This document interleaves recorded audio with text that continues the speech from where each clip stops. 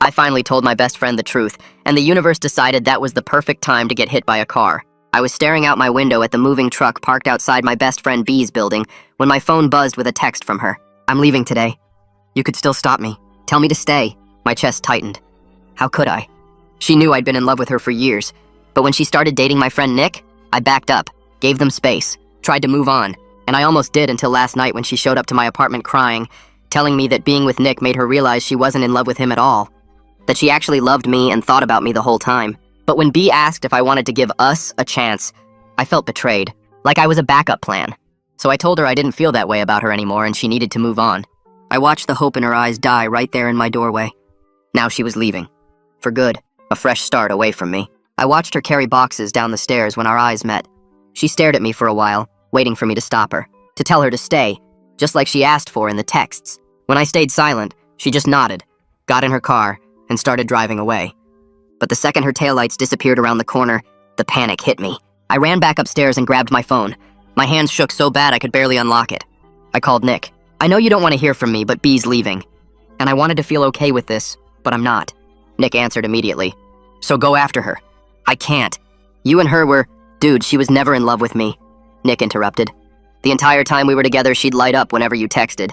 I'd be mid-sentence telling her about work, and she's listen. But the moment your name popped up on her phone screen, her entire face softened in a way it never did with me." He sighed. The words hit me hard. "But she dated you. She chose you," I argued, feeling like I was losing my mind. "Only because she didn't know. You know, before she left, we had an honest talk, and she told me how she felt like she spent 3 months trying to convince herself she loved me. But every time something good or bad happened, I wasn't the person she wanted to tell. You were." She cried, saying that loving the wrong person was the loneliest feeling in the world. I couldn't breathe. All this time I thought she'd chosen him over me, that I'd loved her while she wanted someone else. But she'd been falling in love with me the whole time and didn't even realize it until now, when it was too late. "She didn't come back to you because I wasn't enough," Nick continued. "She came back because she finally understood what she'd been feeling all those years. You're not her backup plan. You're the person she's been in love, and I know you're still in love with her." I stood up. "I'm going after her," I announced before hanging up. I grabbed my keys and ran for the door, dialing her number as I took the stairs 2 steps at a time. I hopped into the car and zoomed through the highway, trying to catch her before her flight. She didn't pick up. I tried calling again, same thing. On the 3rd call, I poured my heart out into the voicemail, hoping that maybe it'd reach her. "B, it's me. Don't hang up. Please just listen. I was hurt. I thought I was your second choice, that you settled for me because it didn't work out with him. I didn't even give you a chance to explain." I paused, swerving from lane to lane as I got closer to the exit, just 10 minutes away from finally pulling her into my arms. "Nick told me the truth," I continued. "And you know what? You mean everything to me. And I don't think I could spend the rest of my life wondering what we could have been. So please wait for me. Let me find you and tell you just how much I want to be with you. And how much I love." A large truck hit me dead on at an intersection. My car flipped 4 times before hitting one of the light posts. I was 3 minutes from the airport. When I opened my eyes, everything was white. A nurse walked in smiling when her eyes went wide. "Oh my God, you're awake," she gasped out before running away. Over the next hour, an old woman walked into the room, her smile soft and friendly, but her eyes filled with sadness. When she got closer, my breath nearly stopped. It was her. It was B. But she wasn't 21 anymore. Her hair had threads of silver, fine lines around her eyes. "It's been 15 years, she whispered. "Is it too late?" I asked her. She looked me in the eyes. She took a shaky breath and pulled a chair closer to my bed. Her hand reached out slow and careful, like she was scared I might break if she moved too fast. Her fingers wrapped around mine and they felt warm and real, and nothing like the memory I'd been holding on to for what felt like yesterday, but was actually 15 years. "It's not too late for us to know each other again," she said quietly. "But everything changed. We both changed. We need to take this really slow." Before I could figure out what to say back, the door opened and a doctor in a white coat walked in carrying a tablet. He stopped when he saw I was awake and talking, then moved to the other side of my bed. He introduced himself, but the name slipped right out of my head because he started explaining what happened to me, and I couldn't focus on anything else. Severe head trauma from the car accident, 15 years in a coma. My brain had been healing itself this whole time, building new paths around the damaged parts. He talked about physical therapy and cognitive tests, and relearning basic stuff like walking and getting dressed. My body forgot how to do almost everything while I was asleep. The road ahead would take months, maybe years. He kept going, but I stopped hearing the words because the weight of it all pressed down on my chest and made it hard to breathe. B squeezed my hand and I looked at her again. She waited until the doctor left before she spoke. "I'll be here to support you through this," she said. But I need you to understand something. I'm not the same person who begged you to stop me from leaving. I have a career now, responsibilities, a whole life I built without you that I can't just drop. Her voice cracked a little on the last part. I want to help you, but I also need to take care of myself. Does that make sense? I nodded, even though part of me wanted to scream that none of this made sense. My voice came out rough when I finally managed to talk. The voicemail. The one I was leaving when the truck hit me. Did you hear it? She pulled her phone out of her pocket and held it up. I kept it all these years, she said. But hearing it might be harder than you expect right now. Are you sure you want to? I wasn't sure about anything anymore, but I nodded anyway. A woman with dark hair and a thick folder walked in before B could play the voicemail. She introduced herself as Olivia Caruso and explained she was here to help me figure out all the legal and financial stuff. She sat down in another chair and opened the folder on her lap. My parents had guardianship over me for the first 7 years. Then they both died in a car accident 8 years ago, and guardianship transferred to my sister, who moved across the country with her family.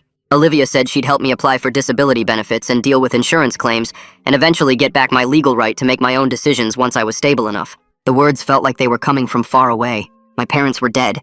My sister was gone. Everything I knew was just gone. I looked at B and forced myself to ask the question that had been sitting in my throat since I woke up. What about Nick? Are you two still together?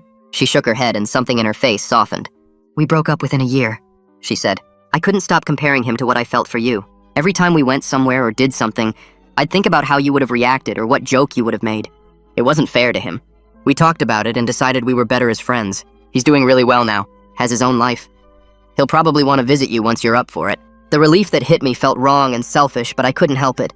The tears came before I could stop them. They ran down my face and into my ears because I couldn't lift my hands to wipe them away. I'm sorry, I said, and my voice broke completely. I'm so sorry for turning you away at my door that night, for being too proud and hurt to just listen to you, for letting all of this happen because I was stupid and scared. B started crying too, and she leaned forward, her forehead almost touching the bed rail. I forgive you, she said. I forgave you a long time ago, but forgiveness doesn't erase 15 years. It doesn't make us the same people we were back then. We can't just pick up where we left off like nothing happened. She was right, and I knew it, but that didn't make it hurt any less. A man walked in later that afternoon and introduced himself as Will Hancock. He was my physical therapist, and he needed to do an evaluation to see what my body could still do. He moved my arms and legs gently, testing how my muscles responded. Everything felt weak and wrong, like my body belonged to someone else. He explained that 15 years in bed meant my muscles had wasted away and my bones had gotten thin. My body literally forgot how to do almost everything. He set small goals for me. Lift my arms 6 inches off the bed, flex my toes, turn my head to the side. Things that used to be automatic now took all my focus and strength. He said it would take months of painful work just to sit up on my own. Maybe a year before I could walk again. The numbers felt impossible. That night after everyone left, I stared at the ceiling and tried to count everything I missed. 21 birthdays turned into 36. Spring, summer, fall, winter, over and over 15 times without me. My parents growing old and then dying without me there. My sister building a family I'd never met. Friends moving on, getting married, having kids, living entire lives while I was frozen in this bed. The grief felt too big for my body. It pushed against my ribs and made my chest tight, and I couldn't cry anymore because I was too tired and too empty and too scared of what came next. B came back the next morning carrying a cardboard box. She set it on the chair and started pulling things out. Photos of her sitting next to my bed during different seasons. Her hair short, then long, then short again. Cards she'd written to me on my birthdays and holidays. A journal where she'd written about her visits and what was happening in her life. I looked through the photos slowly, seeing versions of her I never got to meet. Her at 25 with a new haircut. Her at 30 looking tired but stronger somehow. Her at 35 with those silver threads in her hair that I noticed when she first walked in. She'd been here the whole time, living and changing and growing older while I stayed frozen at 21. The box was proof that she never forgot me, even when maybe she should have. B put the photos back in the box and sat down next to my bed again. She looked tired in a way that went deeper than just lack of sleep. I wanted to ask about the 15 years, but I didn't know where to start. She seemed to read my mind because she took a breath and started talking. She told me she moved to another city about 6 months after the accident, took a job opportunity that got her away from everything that reminded her of me. She met someone at work, a guy who was nice and stable and made her feel less alone. They dated for a year and got married in a small ceremony with just a few friends. No big wedding, nothing fancy. She said it felt right at the time, like she was finally moving forward instead of being stuck in the past. But 3 years in, they both woke up one day and realized they'd rushed into everything because they were trying to fix something broken inside themselves. The divorce was quiet and sad, but not angry. There were no kids, which she said she was grateful for now because it would have made everything so much more complicated. She looked at me when she finished, and I could see she was waiting for me to react. I didn't know what to say. Part of me felt relieved that she wasn't with him anymore, which made me feel like a terrible person. The other part just felt sad that she'd lived this whole life, made these huge decisions, built and lost a marriage, all while I was lying here frozen in time. Before I could figure out what to say, someone knocked on the door. Olivia walked in carrying another folder, and she looked between me and B like she was interrupting something important. B stood up and said she'd come back tomorrow, gave my hand a quick squeeze and left. Olivia pulled up the chair and opened her folder. It was day 4 since I woke up, and she needed to go over the realistic timeline for my recovery. She spread papers across the table next to my bed and started explaining. I'd need at least 3 months of intensive inpatient rehab before anyone could even discuss transitioning to outpatient care. She said it slowly, making sure I understood. This wasn't going to be a quick recovery. I couldn't just work hard for a few weeks and go home. My body had been in bed for 15 years, and that meant my muscles, bones, organs, everything had changed. She needed me to understand that my expectations had to match medical reality, or I'd end up frustrated and giving up. I nodded, but inside I was panicking. 3 months minimum just to get to the next stage. How long until I could walk? Live alone? Have any kind of normal life? Olivia must have seen it on my face because she said we'd take it one day at a time and celebrate small victories. She left after making me sign some forms about the rehab transfer. That night I couldn't sleep. I kept thinking about B's marriage and divorce, about 3 months of rehab, about how much time had already been lost, and how much more would slip away. When B came back the next morning, I'd worked up the courage to ask her something that had been burning in my chest since she first walked in. I asked if we could try to be together now. My heart was racing and my hands felt sweaty against the hospital sheets. She closed her eyes, and I watched her face go through about 10 different emotions in 5 seconds. When she opened them again, she looked sad and honest. She said she didn't know what she wanted yet. She said right now my only job was to focus on getting stronger and learning to live in this new world. Everything else could wait. I felt something break inside me when she said that. I'd woken up from 15 years, and she was the first person I saw, and I thought maybe that meant something. But she was right. I was lying in a hospital bed, unable to even sit up on my own. What kind of relationship could we have like this? I snapped at her before I could stop myself. I told her she was the reason I was here in the first place. That I crashed because I was chasing her to the airport, because I was leaving that voicemail telling her I loved her. The words came out sharp and mean, and I hated myself the second they left my mouth. B stood up and grabbed her bag. Her face went pale and I could see tears starting. I apologized immediately, desperately. I said I didn't mean it, that I was scared and confused and taking it out on her. She stopped at the door and turned around. She said we could keep talking, but we needed to do it without putting labels or pressure on whatever this was between us. She said she'd come back tomorrow, but I needed to understand that blaming her for my choices wasn't fair to either of us. She left and I spent the rest of the day feeling like garbage. A week passed with short, careful visits from B. We talked about safe things like the weather and what shows were popular now and how much technology had changed. It felt fake and distant, but I didn't know how to fix it after what I'd said. Then one afternoon she came in and suggested something that made my stomach drop. She said maybe we should listen to the voicemail together. Just the first 30 seconds. She thought it might help us both understand what happened that day instead of letting it sit between us like this huge, unspoken thing. I agreed even though I was terrified. She pulled out her phone and came to sit right next to my bed. She pressed play, and I heard my own voice, younger and full of panic. I heard myself say her name, heard the desperation and love in my tone. It was like listening to a stranger and myself at the same time. We got to 30 seconds, and she stopped it. We both had tears running down our faces. Neither of us could speak for a while. Finally, I said maybe we should wait before hearing the rest. She nodded and put her phone away. Something had broken open between us, but in a different way than before. It felt raw, but also honest. A few days later, B told me she'd started seeing a therapist named Jasmine. She said she needed help working through the complicated mix of guilt and relief she felt about my accident and recovery. I asked what she meant by relief, and she said she'd explain more later, but basically she was glad I was awake even though the circumstances were awful. Over the next few weeks, she mentioned Jasmine more and more. Apparently Jasmine was helping her recognize patterns in her life, like how she always tried to fix things and people instead of dealing with her own stuff. B said Jasmine told her she needed to learn when to step back and let others take responsibility for their own healing. I didn't know what to think about that. Part of me wanted her to keep coming every day, to be there for everything. But another part knew she was probably right. One morning I asked Olivia to help me call Nick. My hands shook as she dialed the number. I was so nervous about hearing his voice after 15 years. What if he hated me? What if he blamed me for everything?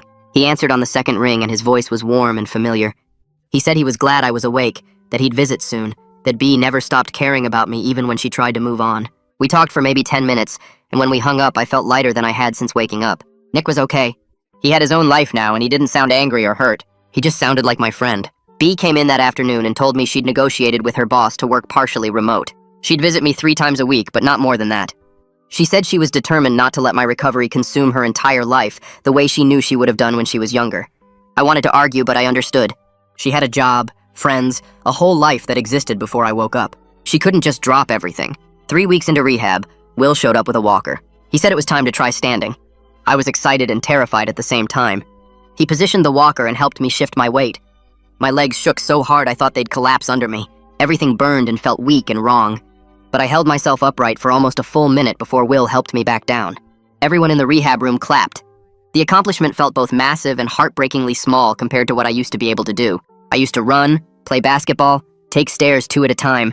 Now standing for 60 seconds was a victory worth celebrating. That night, B called me instead of visiting. She said she'd had a breakthrough session with Jasmine. She realized her marriage had failed partly because she chose someone who needed rescuing rather than someone who was already whole. She said she was terrified of repeating that pattern with me. She needed to figure out how to support me without making my recovery her entire identity. I listened and tried not to feel hurt. She wasn't saying she didn't care.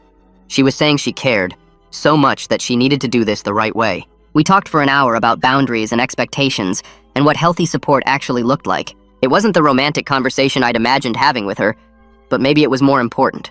The next morning, Olivia came back with a folder so thick it barely fit under her arm. She pulled the bedside table closer and spread papers across every inch of it.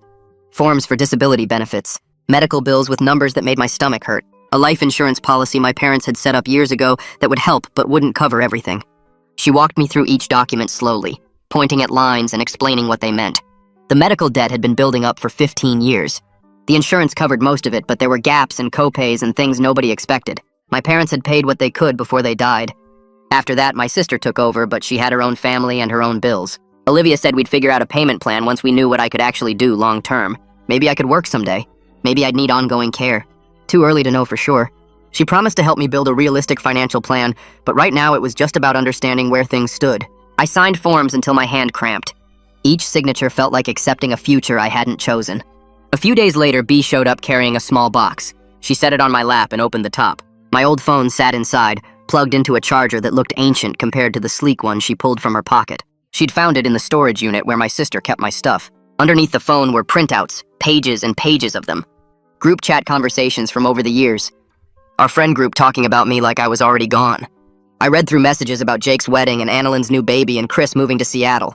They mentioned me sometimes, remembered stories, wondered if I'd ever wake up. It was strange seeing myself discussed like a memory, like someone who used to exist but didn't anymore. One message from 3 years ago made me stop.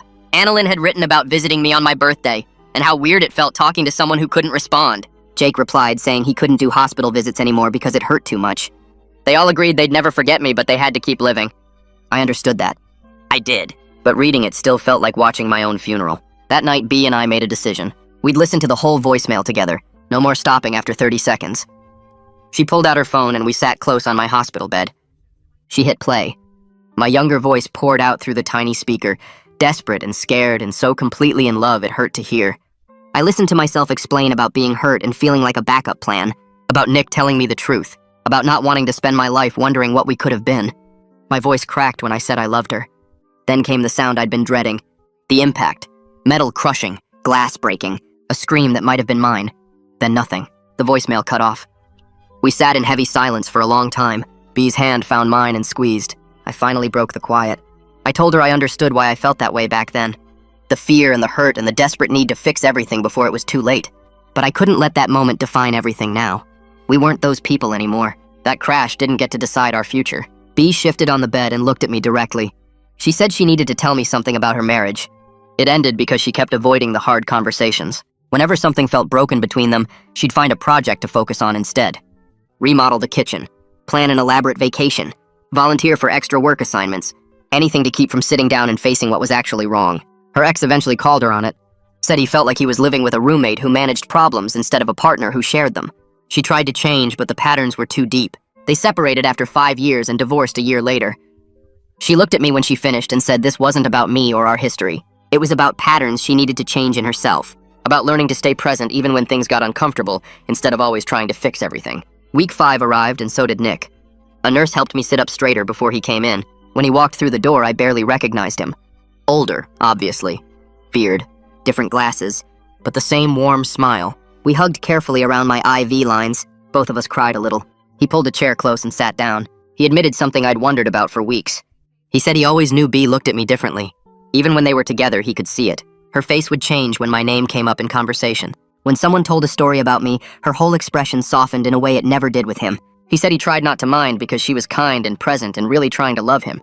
But you can't force that kind of connection. He knew it then, and he definitely knew it now, after years of thinking about it. After Nick left, B came back in. She told me she and Nick had talked privately in the hallway. They made an agreement. They wouldn't triangulate or put each other in the middle of whatever happened between her and me. No asking Nick to relay messages or check how I was feeling. No putting him in a position where he had to choose sides or manage our relationship. They wanted to protect their friendship. They'd worked too hard to rebuild it after their breakup, and they weren't going to mess it up by repeating old, painful patterns. I nodded and said that made sense. Nick had been a good friend to both of us. He deserved better than being caught in the middle again. Week 6 brought a setback I should have seen coming. Will had me working with the walker in the therapy room. I was doing well, taking careful steps while he spotted me, but I got confident. Thought I could push further than he recommended. I convinced him to let me try walking to the far wall instead of just the halfway point. Halfway there, my legs started shaking. Will told me to stop and rest, but I kept going. 3 steps later, my legs gave out completely. I fell hard, hit the floor with my hip taking most of the impact. Everyone in the room rushed over. Will checked me carefully while I lay there feeling stupid and embarrassed. The bruising was bad.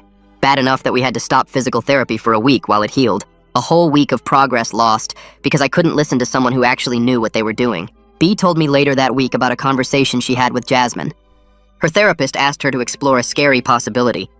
Maybe she needed to step back from visiting so often. Maybe her constant presence was becoming an emotional crutch for both of us.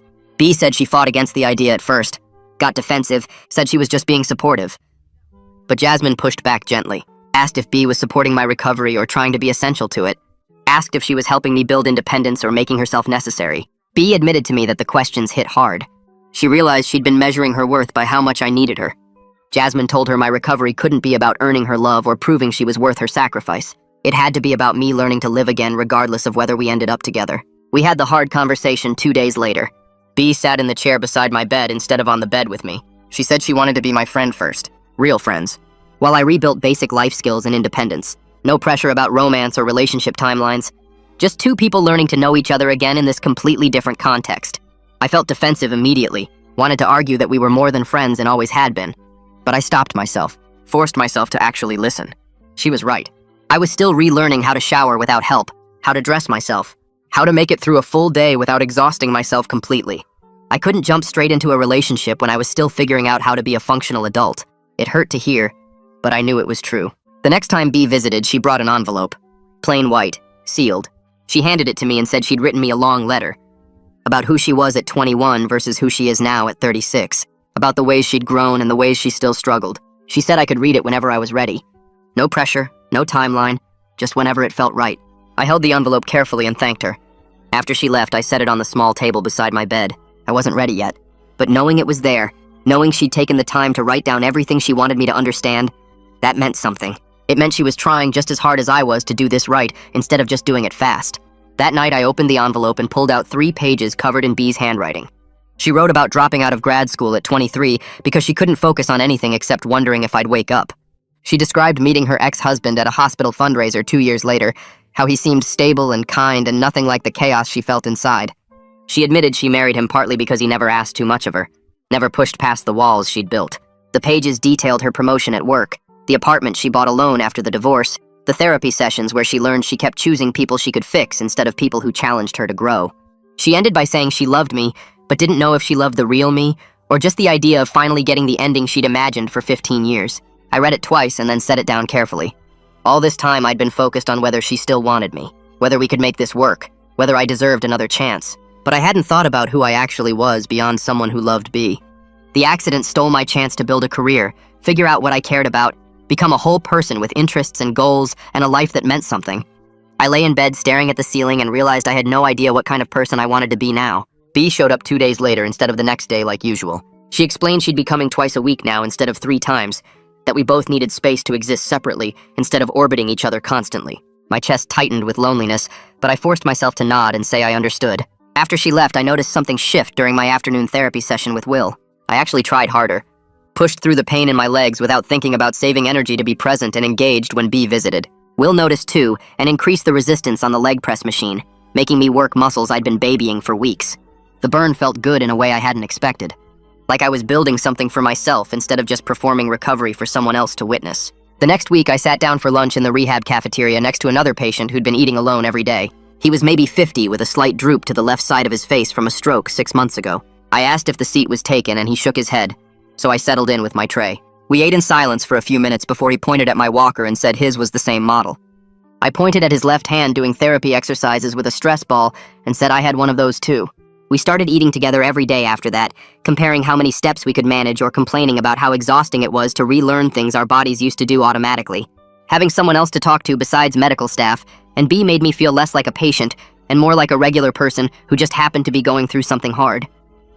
B told me during her next visit that she'd started attending a caregiver support group on Tuesday evenings. She described sitting in a circle with other people who loved someone going through recovery or chronic illness. One woman shared about her husband's addiction, how she'd spent years trying to save him by paying his debts and making excuses and basically doing everything except letting him face real consequences. The woman said she finally realized she wasn't helping him get better. She was just making it possible for him to stay sick while feeling like a hero for standing by him. B said the parallels hit her hard. She'd been measuring her worth by how much I needed her, making herself necessary to my recovery instead of helping me build actual independence. The woman at the group said the hardest thing was stepping back and trusting that the person you love can survive without you constantly rescuing them. Hannah McGill showed up the following week with a leather folder full of forms and a calm energy that made me feel like maybe this whole legal mess was actually manageable. She explained that restoring my capacity to make my own medical and financial decisions meant proving to a judge that I understood my situation and could advocate for myself. We spent 2 hours going through paperwork while she asked me questions about my treatment plan, my living situation, what I wanted for my future. I signed forms and initialed pages and felt something powerful shift inside me. For months, other people had been making decisions about my body and my life because legally I wasn't considered capable. Now I was taking that power back even though the system felt designed for people who had someone to guide them through every confusing step. Hannah promised to file everything by the end of the week and said we'd have a hearing date within a month. V sat on her apartment floor that same night surrounded by old notebooks and her laptop open to a music app. She scrolled through playlists she'd made over the years until she found one called Frozen in Time, from when she was 21. The songs were all from that year, stuff that had been playing in coffee shops and on car radios back when we were just figuring out who we were. She clicked through the tracks and remembered making it during the first year of my coma, back when she still thought I might wake up any day and we'd just pick up where we left off. She selected the whole playlist and hit delete, then told Jasmine about it during their next session. Letting go of that playlist felt like releasing a fantasy version of us that never really existed, she said. The people we were back then didn't know anything about building a real relationship. They just knew how to want each other from a safe distance. Will arranged a supervised outing to the intersection where the accident happened. He drove me there on a Wednesday morning with another staff member in the back seat just in case. We parked across the street and I stared at the corner where the light post used to be before they replaced it. My hands started shaking first. Then my breathing got tight and fast and I couldn't pull enough air into my lungs. The edges of my vision went fuzzy, and I heard Will's voice from very far away telling me to focus on his counting. I forced myself to breathe in for 4 counts, hold for 4, out for 4, just like my therapist had taught me. I pressed my feet flat against the car floor and named 5 things I could see, 4 things I could touch, 3 things I could hear. The panic didn't disappear, but it stopped growing, stopped threatening to swallow me completely. After 10 minutes, I could breathe normally again, and Will asked if I wanted to leave. I shook my head and we sat there for another 20 minutes, while I just looked at that corner and let myself remember that it happened, that I survived, that I was still here. B met me at a park near the rehab facility that afternoon. She brought takeout from a Thai place, and we sat on a bench eating pad Thai straight from the containers without talking much. The silence felt comfortable instead of heavy. After a while, she mentioned she'd been driving a different route to avoid that intersection for 15 years, adding 10 minutes to her commute just so she wouldn't have to see the spot where everything changed. Maybe next time we could map out a new route together, she said. Not the old way and not her avoidance way, but something different that didn't carry so much weight. I told her that sounded good, and we went back to eating while watching people walk their dogs and kids play on the swings. I admitted to B the next time she visited that I'd put her on a pedestal for so long, made her into this perfect person in my mind who could do no wrong. Now I was trying to see her as someone real with flaws and complicated feelings and a whole life I didn't know anything about. She laughed, but it came out sad and tired. She said that was probably the most honest thing I'd said since waking up. That she'd felt me looking at her like she was some kind of saint for visiting all those years, when really she'd just been a person trying to figure out how to live with guilt and grief and love all tangled up together. We sat with that truth for a while, both of us recognizing that whatever we built now had to be based on who we actually were, instead of who we'd imagined each other to be. B confessed to Jasmine during her session that week that she was starting to feel attracted to me again, but it was different now. Less desperate and frantic, more steady and grounded. She described it as wanting to know me better instead of needing to save me or be saved by me. Jasmine asked if that scared her, and B admitted it did because she didn't trust her own judgment about relationships anymore. Every time she'd felt strongly about someone, it had been wrapped up in trying to fix them or avoid her own problems. But she also couldn't deny that something real was growing between us, something that felt less like the fantasy she'd been holding on to and more like two actual people learning to see each other clearly for the first time. I called Jasmine's office the next morning and asked if I could book a solo session before our next joint meeting with B. The receptionist scheduled me for 2 days later. When I arrived, Jasmine sat across from me with her notepad and asked what I wanted to work on. I told her I needed help figuring out how to talk to B about moving forward without making her feel responsible for my happiness, or like I was pressuring her into something she wasn't ready for. Jasmine nodded and pulled out a blank sheet of paper. She had me write down exactly what I wanted to say, then we went through it line by line, cutting out anything that sounded like I was asking B to fix me or save me. We practiced different scenarios where B might respond with hesitation or uncertainty, and Jasmine coached me on how to listen without getting defensive or trying to argue her into feeling differently. By the end of the hour, I had a script that felt honest but not desperate, clear but not demanding. Jasmine reminded me that whatever B decided, I needed to be working on building my own life separate from her. I left feeling nervous but more prepared than I'd felt about anything since waking up. The joint session happened 3 days later in Jasmine's office. B sat on one end of the couch and I sat on the other, both of us tense and careful. Jasmine asked us to talk about what dating might look like if we decided to try it. I went first, using the script I'd practiced, explaining that I wanted us to move slowly with regular check-ins about how we were both feeling. I said I couldn't promise anything about the future yet, and I needed to stay in individual therapy to keep working on myself. B looked surprised but relieved. She added that she needed the same things, plus both of us being honest if doubts or concerns came up. Jasmine wrote everything down on a whiteboard, and we spent the next 40 minutes outlining specific boundaries and expectations. It felt weirdly formal, like we were negotiating a business contract instead of talking about our feelings. But it also felt safer than just hoping we'd figure everything out as we went. When the session ended, we had a clear framework that felt manageable instead of overwhelming. Week 13 of physical therapy arrived, and Will had me try walking without the walker. I'd been using it less and less over the past few days, but this was the first time he wanted me to go completely unsupported. He stood close enough to catch me if I fell and told me to take it slow. I took 1 step, then another, my legs shaking with the effort of holding my full weight. 3 steps, 4 steps, 5 steps. The whole rehab staff had gathered to watch, and when I made it to 6 steps before needing to stop, they all started clapping and cheering. Will grinned and clapped me on the shoulder. It was a small victory compared to what most people could do without thinking, but it meant I was getting closer to being able to live on my own. That felt more important than any romantic outcome. I could take care of myself. I could build a life that worked even if B and I didn't work out. B texted me the next afternoon asking if I wanted to visit a small art museum with her as friends. No pressure or expectations attached. I said yes, and we met there on Saturday morning. The museum was quiet and small, just 3 rooms of paintings and sculptures. We walked slowly through the exhibits, stopping to look at pieces that caught our attention.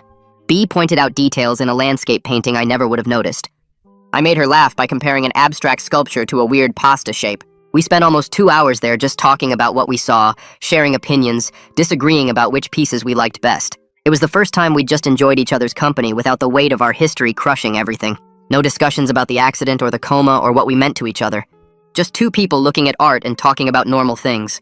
Halfway through the second room, the museum started filling up with a tour group. Suddenly there were 30 people crowding around the paintings, talking loudly, moving in close. The noise and bodies pressed in around me and my chest got tight. I felt my breathing speed up and my vision started going fuzzy at the edges. Panic built in my chest like something alive trying to claw its way out. I mumbled an excuse to B about needing the bathroom and walked as steadily as I could toward the exit.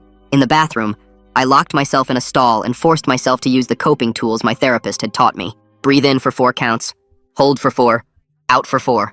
I pressed my feet flat against the floor and named 5 things I could see, 4 things I could touch, 3 things I could hear. The panic didn't disappear, but it stopped growing. After 10 minutes, I could breathe normally again. I washed my face and went back out to find B. She looked worried, but didn't ask questions. We finished looking at the last room and then left. Outside the museum, B asked if I was okay. I told her about the panic attack and how I'd managed to calm myself down. She listened without trying to fix it or make it better, just acknowledging that it happened. Then she said something that made my stomach drop. She told me clearly that she couldn't promise me a future she couldn't see yet. She needed to know I'd be okay even if we decided we were better as friends. Every part of me wanted to argue, to convince her that we belonged together, that I'd waited 15 years for this, but I forced myself to stop and just say I understood. I told her I was working on building a life that wasn't centered entirely on her. It hurt to say it, but it was also true. B nodded and we walked back to the parking lot in silence. That week, I enrolled in an online course about digital marketing. The technology had changed so much since I'd last worked that I barely recognized half the terms they used. The first few lessons were hard to focus on because my brain still got tired easily and the information felt overwhelming. But having a goal beyond physical therapy gave me something to work toward. I took notes and rewatched videos when I didn't understand something. It was slow going, but it felt good to be learning skills that might actually help me find work someday. I wasn't just recovering. I was building towards something. V had her own session with Jasmine that same week. She told Jasmine she'd decided she was open to trying to date me slowly and carefully, but she needed to figure out how to communicate that in a way that was honest about her fears and boundaries.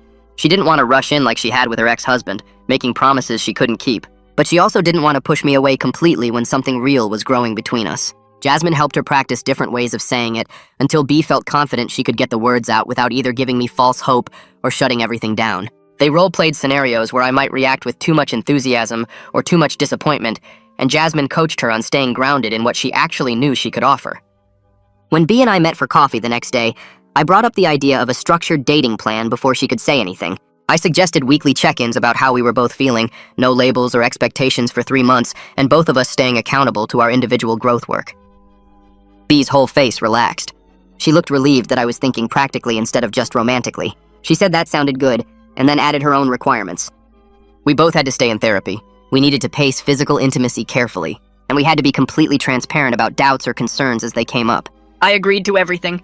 We sat there for a minute looking at each other across the table, both of us aware we were making a formal agreement about something that used to feel natural and easy. Then B stuck out her hand for me to shake like we were closing a business deal. I laughed and shook her hand. She started laughing too. We both sat there giggling about how formal we were being, how strange it felt to structure something that used to just happen between us without thinking. But underneath the awkwardness, there was relief. We were trying. We were choosing each other carefully this time, with our eyes open and our expectations realistic. It wasn't the grand romantic gesture from 15 years ago. It was something quieter and more grounded, something that might actually last. 2 weeks later, Olivia helped me move into a supervised rehab apartment on the 3rd floor of a building designed for people like me. The place had a small kitchen, a bathroom with grab bars everywhere, and a bedroom that felt huge compared to my hospital space. A staff member named Rita checked in twice a day to make sure I was managing okay, and to help if I got stuck on something. The first morning alone, I stood in the kitchen staring at the stove like it was alien technology. I knew how to cook before the accident, but my hands shook when I tried to crack eggs into a pan. I burned them black the first try, set off the smoke alarm, and had to open all the windows while Rita came running up the stairs. She didn't make me feel stupid about it. She just showed me how to adjust the heat and stood nearby while I tried again. That night, I attempted to make pasta and managed to boil the water over, creating a mess on the stovetop that took 20 minutes to clean. By the end of the first week, I'd burned dinner twice, nearly cut my finger off chopping vegetables, and felt exhausted from just trying to feed myself. But I was learning. Every small task like folding laundry or washing dishes felt like a victory, because 3 months ago, I couldn't even stand up without help. Rita started leaving me alone for longer periods, checking in only once a day, and I felt proud that I was managing even when things went wrong. On Saturday, B invited me to meet some of her friends at a casual lunch spot downtown. She picked me up and we drove together, my stomach tight with nerves about meeting people from her current life. The restaurant had outdoor seating and 4 people were already there when we arrived. B introduced me as someone important to her, not explaining further, and they all smiled and made room at the table. A woman named Sarah worked with B and talked about their office drama. A guy named Jaden asked about my rehab progress without being weird about it. 2 other friends, Amy and Jordan, were a couple who'd known B since her marriage. They were kind and curious, but didn't push when I gave short answers about where I'd been for 15 years. I sat there eating a sandwich and listening to them talk about weekend plans, work frustrations, and a hiking trip they were planning. It hit me that this was B's real life now. These were her people, her routines, her world that existed completely separate from me. She wasn't asking them to make space for me or change anything. She was just inviting me to see this part of her life and letting me decide if I wanted to be part of it. The lunch lasted 2 hours, and I felt tired by the end from all the social interaction, but it was good tired. When B drove me back to my apartment, she asked how it went, and I told her it felt nice to be was included without pressure. The next week, Sarah invited both of us to a dinner party at her place. It was casual, just 8 people total, and I helped B carry a dish she'd made to contribute. We were sitting in Sarah's living room talking when the doorbell rang and Sarah answered it. A tall man in his 40s stood there holding a box, and I recognized him from photos B had shown me. Her ex-husband. He handed the box to Sarah, explaining he'd found some of her stuff in his garage from when they'd all been roommates years ago. Everyone got quiet and awkward for a second. B stood up and said hi, and they exchanged a brief hug that looked stiff, but not hostile. He glanced at me, and B introduced us without explaining who I was. We shook hands. He stayed for maybe 5 minutes making small talk about his new job before leaving. After he was gone, the tension in the room lifted, and conversation started flowing again. Later that night, when B drove me home, she brought it up without me asking. She said seeing him now felt different from she'd expected. There was no pain or anger or wondering what if. They'd both moved on completely and built separate lives, and that felt like real closure. She seemed lighter after saying it, like she'd been carrying some weight she didn't know was there until it was gone. A few days later, B and I sat on my apartment couch drinking tea when she got quiet. She stared at her mug for a while before speaking. She admitted she'd replayed the scene of me rejecting her at my apartment door thousands of times over the years. In her version, I'd said yes when she asked for a chance, and we'd figured everything out together instead of losing 15 years. She wondered constantly what would have happened if I'd handled my hurt differently, if she'd explained herself better, if either of us had been braver. I listened without interrupting, my chest aching at the pain in her voice. When she finished, I told her I'd done the same thing. I'd spent countless hours in the hospital replaying that moment, wishing I could go back and choose differently. But we were kids then, I said. We didn't know how to handle impossible situations or communicate when we were hurt. We were doing the best we could with what we understood at the time. B nodded and wiped her eyes. We sat there for a while in silence, and something heavy that had been sitting between us finally lifted. We couldn't change the past, but maybe we could forgive ourselves for not knowing better back then. That night after B left, I opened my laptop and started writing. I typed out the whole story from the beginning, starting with watching her moving truck from my window, the phone call with Nick, the drive to the airport, the crash, waking up 15 years later, everything that had happened since. It took me 3 hours and my hands cramped from typing, but I needed to get it all down. When I finished, I read through it once and then sent it to Nick in an email. I asked for his honest thoughts, not about me and B specifically, but about how I was handling everything. I wanted to know if he thought I was approaching this the right way, or if I was missing something obvious. I hit send before I could overthink it, and then went to bed. The next morning, Nick had responded with a long message. He said he was proud of how I was handling everything, that it couldn't be easy to wake up in a completely different world and have to rebuild from scratch. He told me he was happy with his own life now, had a good job and a girlfriend he was serious about, and he wanted the same kind of contentment for both me and B. He said we deserved to figure out what we wanted without guilt or pressure from the past. His warmth and support made my throat tight. I saved the email to read again later. When B came over that afternoon, I showed her what I'd sent Nick and his response. She read both carefully, her expression soft. When she looked up, she asked if I wanted to go on a real date with her. Not a hospital visit or a therapy-related hangout, but an actual date where we dressed up and tried to have fun like normal people. My heart started racing and I said yes immediately, probably too fast, but I didn't care. She smiled and said she'd planned something for the weekend. The next few days dragged by slowly, while I tried not to obsess over what to wear or what we'd talk about. Saturday morning arrived and B picked me up wearing a blue dress I'd never seen before. I'd borrowed a nicer shirt from my rehab friend and actually combed my hair. We drove to a coffee shop near a big park and ordered drinks, then walked along the paths talking about current things. She told me about a book she was reading, and I told her about the online course I was taking. We discussed shows we'd both watched and what we wanted from the next year. The conversation flowed easily without either of us bringing up the past or the accident. At one point, our hands brushed, and I took hers carefully. She squeezed back, and we walked like that for a while. It felt both familiar, like something we'd done 1,000 times before, and completely new, like we were two different people learning each other fresh. We sat on a bench by a pond and watched ducks swim around. B leaned against my shoulder, and I felt more content than I had in months. Later that week, B had her regular session with Jasmine and told her about the date. She explained that something felt different this time. She wasn't falling into caretaker mode or trying to fix me. I was actually leading parts of the conversation and making decisions about where to walk. She felt like she was with an equal partner instead of someone she needed to rescue. Jasmine pointed out that this was what they'd been working toward, and B needed to notice and appreciate when the dynamic felt healthy instead of just worrying about when it might go wrong. B agreed and said she felt hopeful in a way that was grounded instead of desperate. My discharge day from the rehab facility arrived on a Thursday morning. Will came by my apartment one last time to do a final assessment and make sure I was ready. I walked the length of the apartment without assistance, made breakfast while he watched and answered all his questions about my outpatient therapy schedule. He signed the paperwork and shook my hand, telling me he was proud of my progress. Olivia stopped by an hour later with more forms for me to sign committing to ongoing therapy check-ins and monthly assessments. She reminded me this was a beginning, not an ending, and I needed to stay on top of my appointments. I thanked her for everything she'd done to help me navigate the system. After they left, I sat alone in my apartment feeling both excited and terrified about being truly independent. That evening, B came over with takeout and a small gift bag. Inside was a spare key to her apartment. She explained it was for safety and access, but not an invitation to move in. She wanted me to have it in case of emergency or if I needed a place to go, but she was clear that we weren't ready to live together. I took the key carefully and told her I wasn't ready for that either. I needed to prove to myself I could manage alone first, that I could build a life that was mine before trying to merge it with someone else's. She looked relieved that I understood. We ate dinner together and talked about small things, and when she left, I put the key on my keychain next to my apartment key. It felt like a promise of something real and careful, something we were building slowly instead of rushing into. A week later, B picked me up and we drove to the intersection where the accident happened 15 years ago. Neither of us said much during the drive. I stared out the window watching familiar streets pass by, noticing how different everything looked now. She parked a block away and we walked the rest of the distance together. The intersection looked ordinary, just another corner with a traffic light and crosswalk. B had brought flowers from the grocery store, simple daisies wrapped in plastic. We stood on the sidewalk for a while, both of us quiet as we looked at the spot where my car had flipped and hit the light post. I placed the flowers carefully against the pole, my hands shaking a little. B reached over and took my hand, squeezing it gently. She said we didn't have to come back here again unless we wanted to, that this could be the last time if it helped us move forward. I nodded and we walked back to her car slowly, still holding hands. That evening, I helped B wash dishes in her kitchen after we'd ordered takeout for dinner. We stood side by side at the sink, her washing and me drying, falling into an easy rhythm. She handed me a plate and said she loved me. Just like that. No big speech or dramatic moment. I almost dropped the plate but managed to set it down safely on the counter. I told her I loved her too, my voice steady and sure. We both smiled at each other, knowing we were choosing this carefully instead of being swept away by old feelings or guilt about what happened years ago. 3 months passed, and my routine settled into something that felt real and lasting.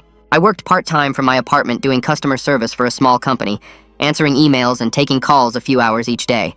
Therapy sessions happened twice a month now instead of weekly, and I kept up with my physical exercises on my own. Nick called me one evening for our regular video chat, and he looked genuinely happy, telling me about the woman he'd been dating for 2 months. She worked at his company and they'd met at a team lunch. He asked about me and B, and I told him we were taking things slow, but it felt right. He smiled and said he was glad for both of us, that we all deserved good things. Last Saturday, B and I hosted a small dinner at her apartment. Nick came with his new girlfriend and B invited 2 of her friends from work. My rehab friend showed up with a bottle of wine, walking without his cane now and doing much better. We crowded around B's small dining table with mismatched chairs and ate pasta she'd made. There was laughter and easy conversation, people sharing funny stories about their weeks and asking each other questions. No one made grand speeches about second chances or how far we'd all come. It was just people who cared about each other sharing a normal evening together, passing dishes and refilling glasses. When everyone left around 10, B and I cleaned up the kitchen together again, and that simple routine felt like more than enough.